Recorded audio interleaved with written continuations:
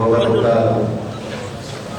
Alhamdulillah wa kafa wassalatu wassalamu ala Mustafa wa ala alihi wa sahbihi al-sidqi wal wafa amma ba'd. Fa ya ibadallah, alhamdulillah kita dipertemukan oleh Allah Subhanahu wa taala di rumah Allah ini, dan sebentar lagi atas izin Allah semoga kita dipertemukan oleh Allah Subhanahu wa taala dengan Jami'atul Ramadan, Universitas Ramadan, yang mendidik mahasiswa-mahasiswanya untuk menjadi hamba yang terbaik. La'allakum tattaqun, karena Allah berfirman, inna akramakum indallahi atqakum. Sebuah perguruan tinggi yang mendidik mahasiswanya untuk senantiasa dimenangkan oleh Allah dalam kehidupan ini, karena Allah berfirman, wa'lamu annallaha ma'al muttaqin. Dan perguruan tinggi Ramadan, ya ibadallah, mendidik mahasiswa-mahasiswanya sehingga berhak mendapatkan surga Allah, karena Allah berfirman, mu'iddat lil muttaqin. Nah, saudara sekalian, di antara ayat yang sangat familiar dengan dunia Ramadan, dengan Universitas Ramadan adalah ayat 186 di dalam surat Al-Baqarah. Wa idza sa'alaka 'ibadi anni fa inni qarib ujibu da'watad da'i idza da'an fastajibu li wal yu'minu bi la'allahum yarshudun. Ikhwatal iman hafizakumullah, dalam rangka mentadabburi ayat ini, Bapak Ibu sekalian hafizakumullah, ada beberapa pelajaran, ada beberapa kurikulum yang harus kita pahami, sehingga ketika nanti kita memasuki perguruan tinggi Ramadan dan selanjutnya sampai kita dipanggil oleh Allah, hidup kita sesuai dengan kurikulum Rabbani, kurikulum dari Allah yang sudah ditentukan. Yang pertama, Bapak sekalian, ayat ini yang berbicara tentang doa, diletakkan di tengah-tengah ayat yang berbicara tentang puasa. Ini sudah barang tentu mempunyai faedah, mempunyai hikmah, mempunyai rahasia, di mana yang paling tahu adalah Allah Subhanahu wa taala. Dan semoga kita yang bersungguh-sungguh mempelajari Al-Quran diberikan ilmu oleh Allah Subhanahu wa taala. Kenapa demikian? Karena susunan ayat, susunan surat yang ada dalam Al-Quran itu tidak kebetulan, tetapi itu semuanya sudah diatur oleh Allah, kemudian disampaikan oleh Rasulullah SAW, sehingga penulis wahyu itu tidak menulis. Dengan demikian yang sering kita ulang-ulang, tartibus suwar wal ayat, urutan surat dan ayat-ayat dalam Al-Quran itu adalah amrun tauqifi, amrun tauqifi, perkara yang sudah ditentukan oleh Allah, bukan ijtihadi, bukan sesuatu yang bersifat ijtihadi atau istilahnya para ulama, yaitu para penulis wahyu. Nah, kalau begitu ya ibadah Allah, masih tidak apa rahasianya. Wallahu a'lam. Pertama sudah kita paling tahu. Yang kedua, semoga kita diberikan ilmu oleh Allah Subhanahu wa taala, bahwasanya sekian banyak kurikulum di Universitas Ramadan itu, apakah tentang mulai tentang jihad, tentang i'tikaf, tentang infak, tentang taubat, tentang tarbiyah dan sebagainya, di antara kurikulum yang sangat penting dan saking pentingnya disebut di tengah-tengah ayat tentang Ramadan adalah ad-du'a.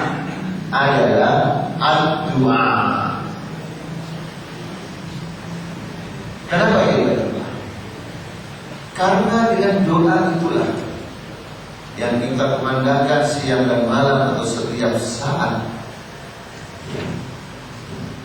maka akan terwujudlah hakikat penghambaan kita kepada Allah. Kita mengakui dengan setulus-tulusnya bahwa nahnu du'afa, Kita ini lemah, butuh kekuatan, dan yang mempunyai kekuatan yang sebenarnya hanyalah Allah.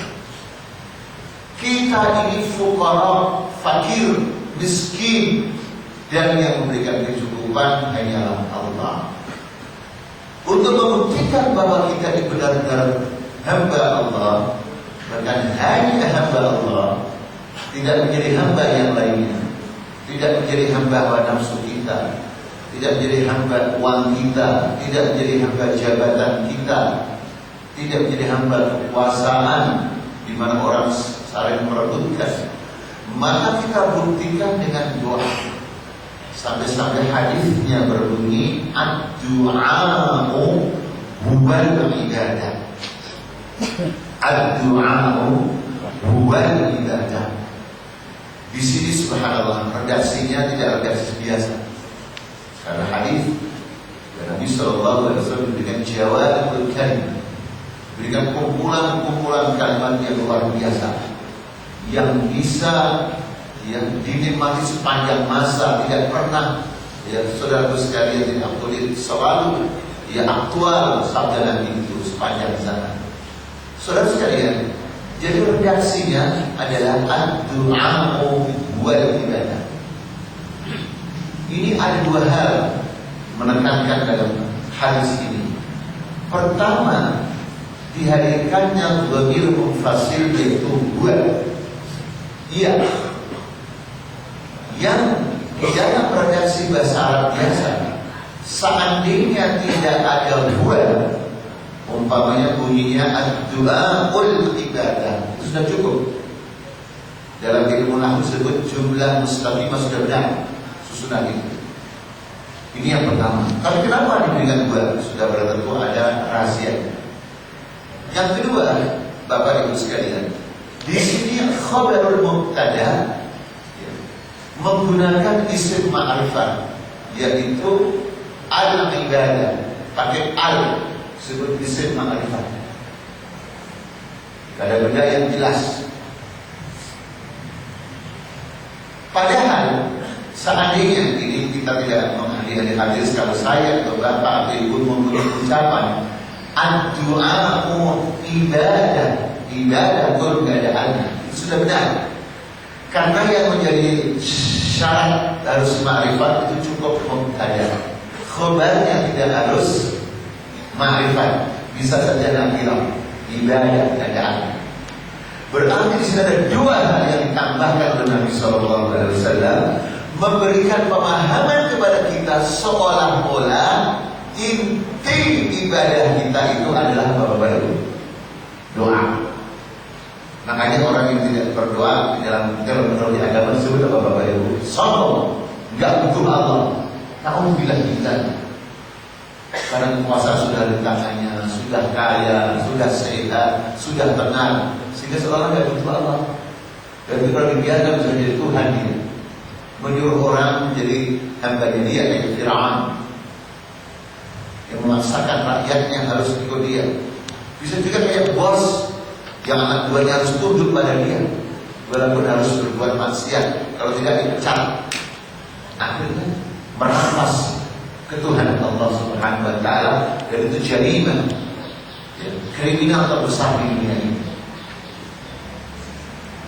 Ini yang pertama. Yang kedua, bab yang kedua, dari ayat 186 ini, apalagi yang kita pahami, yaitu syarat diterimanya doa secara global.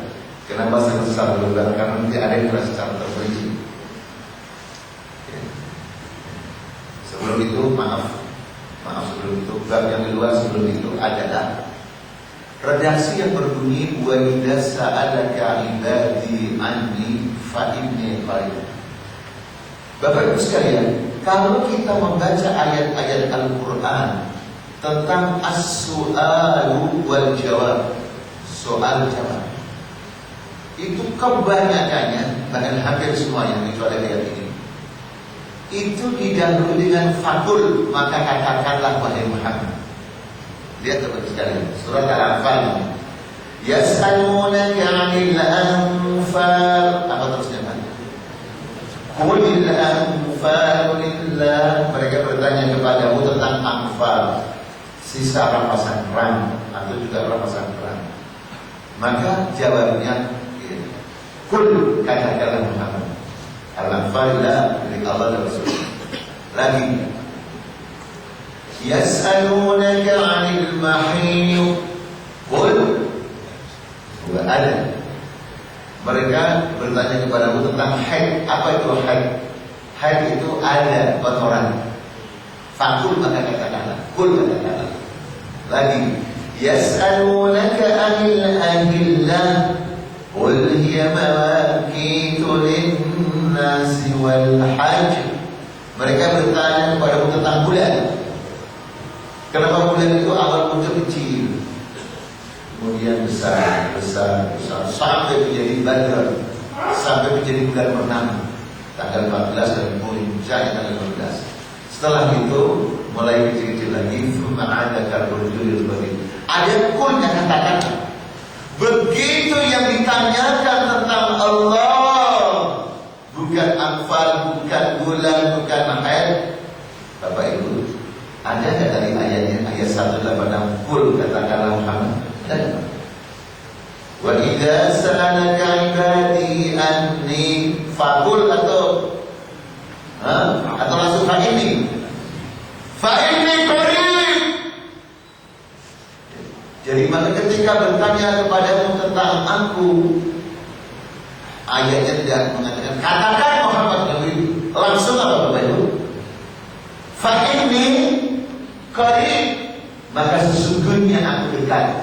Tidak melalui ungkapan apa tadi? Fakul, katakan. Artinya apa ini Bapak Ibu sekalian? Tidak kebetulan. Karena Al-Quranul Karim laisa musawwadafa. Quran itu tidak ada yang kebetulan.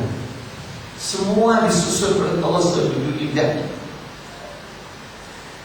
Saudara sekalian, ketika kita ingin mengetahui bagaimana membagi rampasan perang yang benar, melalui Nabi yang menyontohkan, melalui Nabi supaya kita tahu jelas betul. Ketika tentang haid, bagaimana menyikapi istri kita ketika haid, kita ketika ingin faham secara betul, contoh langsung Nabi. Ketika kita mengetahui tentang hikmah kenapa bulan itu tidak muncul sedikit kemudian besar kemudian kecil lagi, yang tahu Allah sudah tertentu melalui Nabi-Nya, kita juga mengetahui. Begitu tentang doa, subhanallah, tidak mengatakan kul, katakanlah Muhammad. Kenapa? Padahal kita juga butuh bagaimana doa yang bagus, bagaimana doa yang diterima oleh Allah. Padahal kita perlu contoh dari Nabi. Gak ada orang yang berdoa lebih hebat daripada Nabi. Tapi kenapa tidak disebut kul, katakanlah? Ini supaya seluruh umat manusia, khususnya umat Islam, tahu bahwasanya masalah doa adalah masalah hubungan antara Allah dengan hambanya atau hamba dengan Allah. Tidak membutuhkan perantara, tidak membutuhkan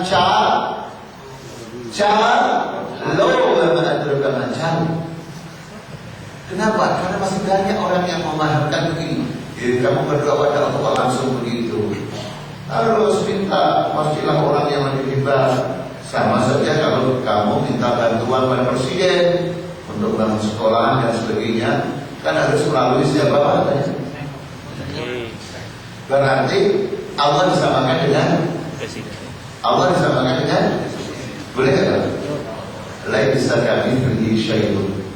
Ini kan pelajaran yang penting yang tolong nanti ulang-ulang di musola Bapak di sini Bapak, sehingga doa kita benar dan segala diterima oleh Allah, tidak ada penyimpangan. Masya Allah. Ini bagian termasuk nukatil Quran, keindahan dan keajaiban susunan Al-Quran Karim. Bab yang ketiga ayat. Ustaz, kita sudah berdoa sering, tapi kok tidak dikabulkan. Yang tidak sabar ngomongnya tidak dikabulkan. Yang agak sopan, kok belum dikabulkan? Ya Ustaz, saya sudah setiap saat dari sholat berdoa agar saya menjadi orang kaya. Kok tetap minat masakin, dimasakin mertua dulu. Gak kaya-kaya. Ya, dia kayak begini aja, saya kayak kaya-kaya. Kenapa? Saya sudah berdoa agar istri kita ini, sebelum saya kawin, istri yang paling cantik kok, tempat makhluk begitu aja. Ada yang perempuan supaya dapat suami yang soleh, namanya si soleh Ustaz, tapi orangnya dia belum soleh. Kenapa? Padahal sudah berdoa. Apa yang salah yang buat kita bisa? Marilah sekalian kita semua kita merenungi ayat ini. Kira-kira yang salah Allah atau diri saya? Karena Allah tidak mungkin salah. Janji Allah tidak mungkin diingkari. Karena Inna Allah yaghfiru liman. Saudara sekalian, di dalam ayat ini 186 ada dua syarat secara global. Syarat yang pertama, agar doa kita diterima oleh Allah adalah al-istijabah lillahi, memenuhi panggilan Allah, instruksi Allah, perintah Allah. Tadi kan ayatnya, wa idza sa'alaka 'ibadi anni fa inni qarib, kan? Ujibu da'watad da'i idza da'an. Aku kabulkan doanya orang berdoa ketika dia minta kepadaku. Terus sekalian, apa itu sebenarnya? Oleh karena itu kalau kamu ingin doanya dikabulkan, falyastajibu li. Pakai fa, cepat memenuhi panggilan aku. Sekarang kita bertanya, Pak. Ya, di masjid kita, di mushola kita sudah ada Allahu Akbar ada. Berapa persen yang langsung datang ke masjid di perumahan kita? Bapak Ibu, berapa persen? Berapa persen?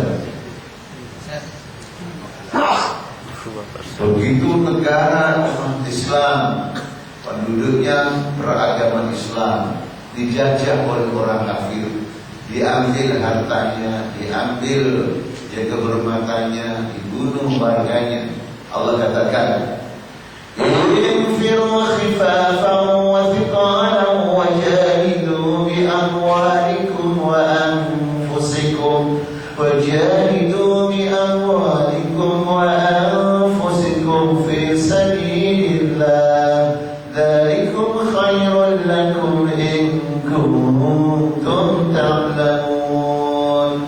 Berangkatlah kamu dalam keadaan ringan dan berat, dan berjuanglah dengan harta dan jiwa kamu di jalan Allah. Yang demikian itu lebih baik untuk kamu apabila kamu mengetahui ada panggilan jihad seperti itu.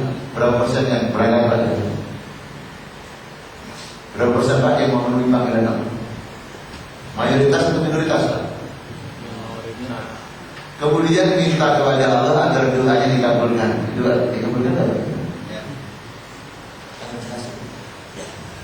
Berbeda dengan salafus saleh para sahabat yang dicontoh langsung Nabi sallallahu alaihi wasallam. Begitu dipanggil untuk sholat secepatnya. Hadisnya sudah sering kita ulang-ulang ini, yang diriwayatkan oleh Aisyah radhiyallahu anha, langsung Nabi bangkit, Aisyah bangkit pada sebelumnya ngobrol atau ngobrol berbicara, faka'annahu ya'rifuna wa la na'rifu. Jadi begitu cepatnya merespon panggilan Allah, padahal sebelumnya berbicara dengan istri atau dengan suaminya, seolah-olah kata Aisyah, Nabi sudah tidak kenal saya lagi dan saya tidak kenal Nabi. Kenapa tidak kenal? Karena pikirannya kemana-mana.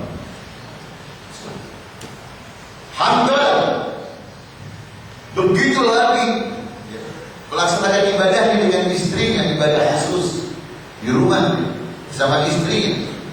Begitu ada panggilan an-nafir, keluarlah untuk berjihad, langsung lompat dari tempat tidurnya, dari tempat tidur istri, langsung ambil pedang, berpakaian cepat langsung perang, dan sehingga syahid tewas di medan dia. Kita tahu bagaimana secepat beliau dalam respon panggilan Allah sampai gak sempat mandi gajah. Teman sebut kan, sebutkan kecil, mandi gajah, mandi besar. Sehingga istrinya datang kepada Nabi, masih tahu sebelum suaminya dikubur, istri suaminya tadi belum sempat mandi besar. Sehingga dalam sejarah disebut ghasilul malaikat, orang yang dimandikan oleh malaikat, bermantannya orang yang luar biasa. Itu yang pertama syaratnya adalah al-istijabah lillah, memenuhi panggilan. Yang kedua, wal yu'minu bi, dan berimanlah kepadaku. Sekarang saya bertanya, Indonesia alhamdulillah nikmat Allah yang sangat besar, dihuni oleh mayoritas beragama Islam, mayoritas orang yang beriman. Beriman berarti jauh dari apa Bapak Ibu? Jauh dari syirik atau dekat dengan syirik? Jauh. Itulah iman yang benar. Sekarang mari wahai saudaraku kita lihat di TV, di koran, syirik itu rame-rame atau diiklankan? Bapak Ibu, syirik itu diperangi bareng-bareng atau diiklankan di TV dan di radio dan di surat kabar? Di negara mana itu Bapak Ibu? Di negara mana Bapak Ibu? Kemudian berdoa, minta doanya apa tadi? Dikabulkan. Sementara melihat fenomena syirik dibiarkan. Bahkan pakar para tidak normal, pakar buku sudah mati, diganti. Kan sudah diganti kan? Apa kemarin tadi? Gurita apa namanya? Apa? Paul Gurita, alhamdulillah namanya Pak Paul. Coba kalau namanya sampai Muhammad Gurita, rusak agama. Jadi yang perdukunan paranormal itu saudaranya Paul. Ya, Paul itu kalau dalam bahasa Arab wazannya gaul. Paul gaul fa faulam, gaul ghaib faulam. Gaul itu artinya gendruwo. Bahasa Arab.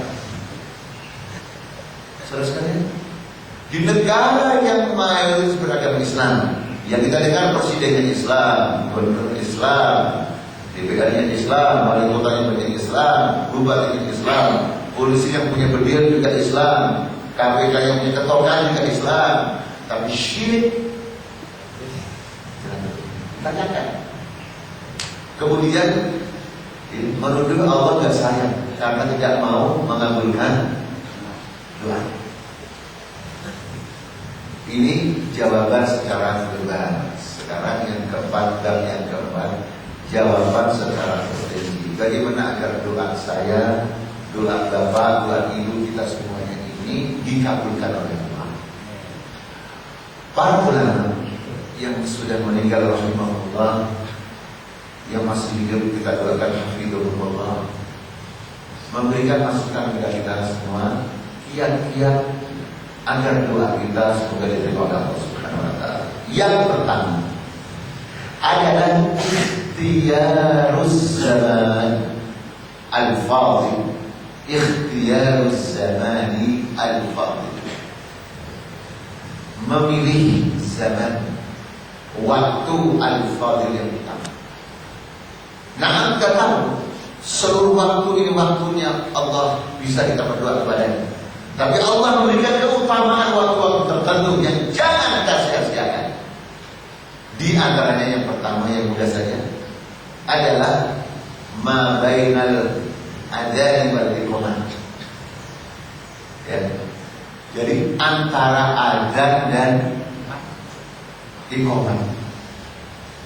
Jadi setelah adzan kita sholat 2 rakaat, jangan sampai ngobrol banyak berdoa. Karena waktu itu istijabah. Terlepas mengangkat tangan atau tidak, yang berdoa kepada Allah Subhanahu wa taala. Jangan perdebatkan hal-hal yang kecil. Intinya kita diberikan kesempatan oleh Allah waktu yang mustajab, yaitu antara adzan dan iqamah. Kita pertanya Tuhan, minta hasanatul dunia dan hasanatul akhirat.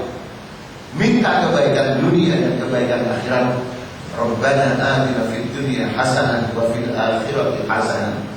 Di rumah hasanah, di kantor hasanah, di jalan hasanah. Subhanallah.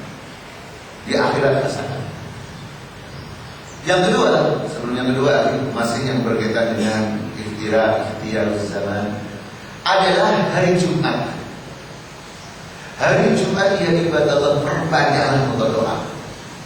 Apalagi kita di masjid sampai sebelum maghrib perbanyak doa yang ibadah Allah. Jangan hari Jumat malam justru kemana-mana. Khususnya istri-istri kita, istri saya, istri antum. Jangan hari Jumat biasa-biasa saja, tidak berdoa. Malah habis waktunya ke mall, malah berdoakan di mall. Yang banyak syaitan. Syaitan tapi menganggurkan.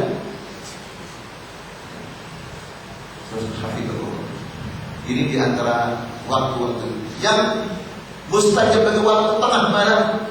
Kita tahu dalam hadis Allah Subhanahu wa taala turun dan menerima doa kita. Yang punya dosa minta ampun diampuni oleh Allah. Yang punya kesulitan dimudahkan oleh Allah.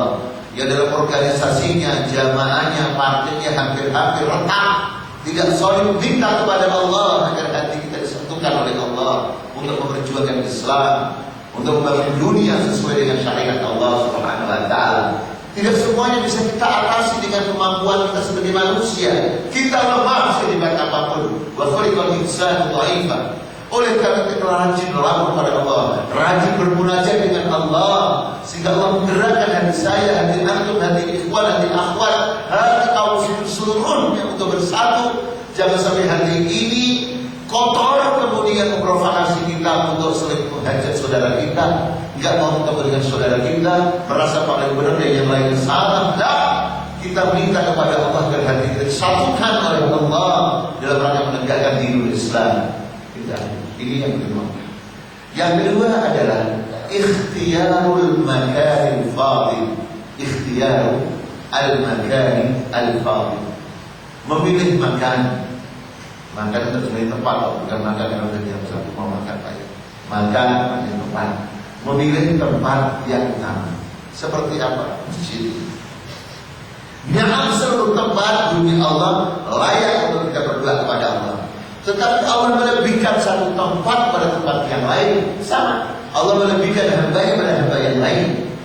Oleh karena itu cari tempat yang mulia, seperti masjid rumah-rumah Allah, seperti di Masjidil Haram ketika Bapak umrah atau haji, seperti di Masjid An-Nabawi, seperti di Arafah. Sampai disebut Al-Hajj wa Arafah. Ketika di Arafah kita rajin berdoa, minta kepada Allah, laporkan segala permasalahan yang kita hadapi kepada Allah. Jangan di Yaum Arafah malah naik di atas apa itu? Katanya pertemuannya Nabi Adam dengan Singapura dengan apa itu? Jabal Rahman. Masya Allah. Tidak ada aturan seperti itu. Kita harus paham Quran dan Sunnah. Jangan gila banggaul kata-katanya. Diberikan kesempatan di Masjidil Haram untuk minta kepada Allah, malah di masjidnya sebentar, tawafnya pindah, tawafnya ke pasar Stein. Alhamdulillah pasar saya sudah meninggal, sudah tidak ada jalan. Sudah diproduksi. Ini yang maksudnya ikhtiyarul makan al-fadil. Yang ketiga adalah memperhatikan al-hal. Ikhtiyarul hal, memilih keadaan tertentu. Keadaan di mana doa kita itu mudah dikabulkan oleh Allah. Seperti apa? Halat safar. Keadaan ketika kita bepergian. Ya doanya musafir ya ibadah Allah, itu mudah dikabulkan oleh Allah. Makanya juga kalau ada musafir datang ke kita, datang sampai bermalam, kita didoakan dia. Karena doanya orang musafir yang bepergian itu Masya Allah dikabulkan oleh Allah SWT. Jadi ketika kita musafir, banyak kita berdoa, boleh naik mobil atau naik pesawat, kita banyak berdoa kepada Allah Subhanahu wa taala agar diberikan keselamatan. Kalau toh ada musibah meninggal pun semoga mati kita husnul khatimah, karena diakhiri dengan doa. Kemudian lagi halah keadaan ketika seseorang mazlum dizalimi. Jangan sampai kita menzalimi orang, Bapak Ibu sekalian, karena doanya orang yang dizalimi mustajab, tidak ada penghalang yang antara doa dengan langit, langsung sampai kepada Allah. Makanya saya khawatirkan orang-orang yang punya anak buah, apakah pejabat, apa presiden, apa kiai, apa ketua partai, apapun namanya, jangan sekali-kali menzalimi anak buahnya. Karena kalau sudah dia merasa dizalimi, kemudian berdoa, langsung diterima oleh Allah Subhanahu wa taala. Ya ibadallah, jangan menzalimi anak kita atau anak buah kita atau santri kita, atau bawahan kita. Nah, kemudian di antaranya hal adalah keadaan ketika kita menjadi orang tua. Antum atau saya sudah menjadi bapak, alwari, atau ibu. Karena doanya orang tua yang ibadallah mustajab. Minta pada orang tua kita yang masih hidup, hafizahullah di rumah kita. Jadi setiap kita ada masalah, minta doa pada orang tua kita, ya Allah. Atau sebelum ya Allah, ya bapak kita, bapak tolong doakan kepada Allah. Ya, semoga apa yang kita hadapi dimudahkan oleh Allah. Sudah pernah ditanya pada Allah, bukan orang tua yang mengabulkan doa kita, karena doa itu hanya kepada Allah Subhanahu wa taala. Terus sekalian, saya menyaksikan dalam hidup ini dengan sepenuh-penuhnya keimanan bahwa doa orang tua itu luar biasa, melebihi dikasih modal rumah, dikasih modal mobil, dikasih modal kebun. Tidak sedikit orang tua di dunia ini yang miskin secara harta benda, tetapi dia orang saleh, hartanya halal, anaknya yang ibadallah banyak yang berhasil untuk ukuran dunia dan insya Allah akhiratnya. Padahal miskin orang tuanya, tetapi hartanya halal, orangnya saleh, sehingga mendoakan anak-anaknya ya ibadallah dididik oleh Allah. Sehingga logika manusia mungkin agak sulit, ya, untuk menangkapnya. Gimana itu orang miskin, anaknya pintar-pintar, anaknya disenangi oleh umat, pada orang tua yang miskin. Doa orang tua yang ibadallah. Oleh karena itu orang tua kita jangan sedekah ulama. Orang tua saya, orang tua kita jangan diberi yang sisa-sisa, jangan diberi uang sisa, perhatian sisa. La ibadallah, ya sedekah ulama. Ketika kita dimudahkan oleh Allah dalam dunia modern seperti ini, jangan terlalu lama kita pisah dengan orang tua. Jangan ketemu secara fisik, pada tidak ditelepon, didoakan, ditanya kesehatannya dan sebagainya. Bulan yang jelas, sekian orang tua kita ini kamu sebelum yang lainnya. Dan itu kewajiban kita ketika orang tua sudah lemah, gak mampu mencari nafkah. Kewajiban saya, kewajiban kita semuanya ibadallah. Jangan dikasih uang receh ya ibadallah. Apalagi ya, takut dengan orang yang lainnya, takut anaknya, atau istrinya ketika memberi orang tua. Padahal untuk memberi itu kewajiban kita ya ibadallah. Sampai ada hadis yang mengatakan anta wa maluka li abi, kamu dan harta benda kamu itu milik bapak kamu. Oleh karena itu kita saudara sekalian harus sebagai orang tua, jangan nunggu lebaran baru pulang ketemu orang tua, kecuali kamu tidak mampu untuk pulang ya ibadallah. Saudara yang saya cintai karena Allah, ini yang ketiga. Yang keempat adalah dengan memperhatikan sifat doa, sifat ketika kita berdoa. Pertama, diupayakan kita suci, mutahhir, nahnu mutahhirun, kita suci, ya, dalam keadaan wudu, meskipun tidak syarat itu tidak syarat. Berdoa dalam kondisi apapun juga sah-sah ya. Tapi karena kita bicara yang ideal, maka doa kita mudah diterima oleh Allah. Kemudian ketika berdoa, ya yastaqbilul qiblah, menghadap kiblat. Itu utamanya seperti itu.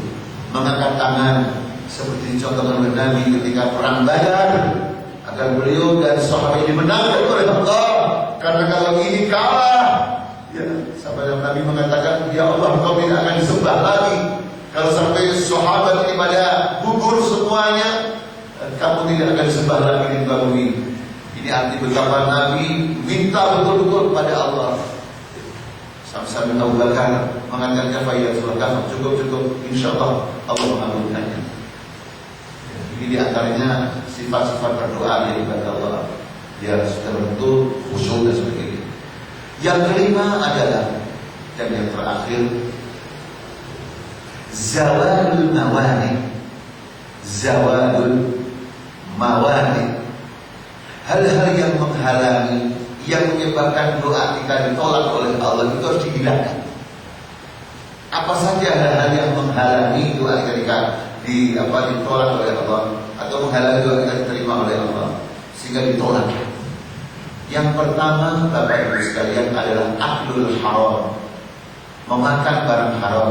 Memakan berarti bukan makan saja mana yang sempit, maksudnya menggunakan dan mendapatkan barang yang haram, mendapatkan dan menggunakan barang yang haram. Hadis sudah tahu semua kita, orang yang berdoa semangat, apa kata Nabi? Bagaimana mungkin doa itu dikabulkan oleh Allah? Makanannya, minumannya haram, pakaiannya haram, gizinya haram, fa'anna yustajab. Bagaimana mungkin dia diterima doanya oleh Allah Subhanahu wa taala? Mari saudara sekalian, kita bekerja, saya ingin mencari nafkah sebersih-bersihnya harta itu. Jangan sedikit pun tersentuh oleh yang syubhat, apalagi yang haram. Termasuk yang kita ini sedot. Walaupun sekarang orang mau pakai hisab, tapi aku jangan jadi ahlul hisab. Maksudnya jangan sampai menjadi NU, Nahdlatul Udud. Karena ada ulama, kalau ulama bagus, karena ulama berperang itu berjuang. Yang tidak boleh Nahdlatul Udud. Ulama Syafi'iyah yang sudah sampaikan sampai di sini dulu, di dalam kitab Iqtidatul Mursyidin mengatakan, ajma'an ulama Hadramaut Syafi'iyah ala anna tabak haram yukhafu ala syarihi su'ul khatimah. Ulama-ulama mazhab Syafi'i Hadramaut sepakat bahwasanya rokok hukumnya haram dan dikhawatirkan yang masih merokok nanti kalau mati su'ul khatimah, penutup yang buruk karena kotor. Meskipun ini fatwa ulama, bukan Quran, bukan Sunnah, tapi dasarnya dari Quran dan Sunnah. Karena la dharar wa la dirar, haram hukumnya membahayakan dirinya dan membahayakan orang lain, dasarnya di antaranya. Kemudian saudara yang menjadikan doa tidak dikabulkan oleh Allah, yang harus kita lenyapkan mulai dari sekarang sampai kita dipanggil oleh Allah, adalah meninggalkan amar ma'ruf nahi munkar. Seseorang, keluarga, masyarakat, negara yang mendiamkan amar ma'ruf nahi munkar, orang meninggalkan ma'ruf dibiarkan, orang tidak sholat berjamaah dibiarkan, orang melakukan kemungkaran dibiarkan. Kalau sudah seperti itu, adalah orang, masyarakat, negara yang tidak akan diterima doanya oleh Allah. Meskipun mengatakan Indonesia berzikir dengan lisannya sampai nangis, sampai disiapkan tisu yang berdus-dus untuk nangis-nangis, tetapi tetap membiarkan kemungkaran yang ibadah Allah tidak akan diterima oleh Allah doanya. Ini bisa menjadi beberapa hadis yang disampaikan Rasulullah SAW. Kenapa? Karena meninggalkan amar ma'ruf nahi munkar. Tadi saya katakan, syirik dibayarkan, syirik diiklankan, kemaksiatan dibiarkan, memproses orang yang menyebarkan perzinahan seolah-olah sulit panjang. Sudah berapa hari Pak ini Pak? Astagfirullahaladzim. Dicari apanya lagi dalilnya? Alasannya macam-macam pribadi. Masa zina pribadi? Zina sama siapa pribadi? Ya zina ya ada temannya. Memang zina di udara. Apalagi beritanya diam. Tidak semua partai juga berbicara. Maksud berbicara serius, harus tolong semuanya. Dan beritanya penganggurnya katanya 30 juta. Saya kerja dari Menteri Komunikasi dan Informatika, pendukungnya makhluk itu 30 juta. Berarti nanti kalau tahun 2014 jangan jadi presiden, Pak. Kalau punya pendukung 30 juta, ikut nyalon jadi presiden, kira-kira jadi nggak Pak? Berarti nanti presiden dan rakyatnya berubah-ubah apa? Astagfirullahaladzim. Lalu seperti apa lagi kita? Saudara sekalian, hafizahullah. Tidak pada saudara sekalian, di antara kiat-kiat agar doa kita semuanya Bapak Ibu sekalian diterima oleh Allah Subhanahu wa taala. Meskipun ini pendapat ulama, tetapi setiap pendapat ada dalil baik Al-Quran dan Sunnah. Bapak sekalian, semoga kita semuanya diberikan kemudahan oleh Allah, umur panjang untuk menikmati perguruan tinggi yang sangat mulia, yaitu perturunnya Ramadan, dan keluar dari Ramadan sambil dipanggil oleh Allah kita menjadi orang-orang yang bertakwa, dan doa-doa kita dikabulkan oleh Allah Subhanahu wa taala. Aku lupa melihat bahwa